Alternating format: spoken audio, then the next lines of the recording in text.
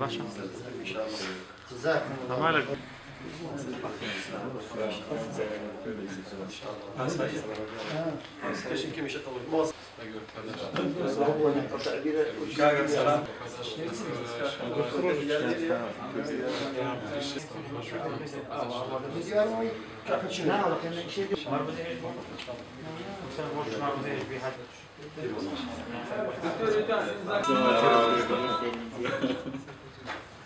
بسم الله الرحمن الرحيم.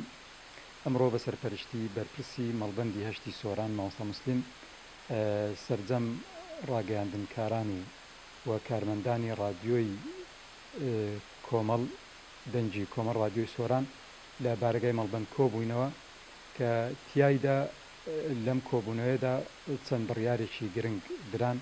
یەک لەوانە کردنەوەی رادیۆیە لە یەکی 2017 بە پشتیوانی خوای پەروەردگار کە بەهۆی گرفتی دارایی ماوەیەک بوو لە کار کەوتبوو و هەروەها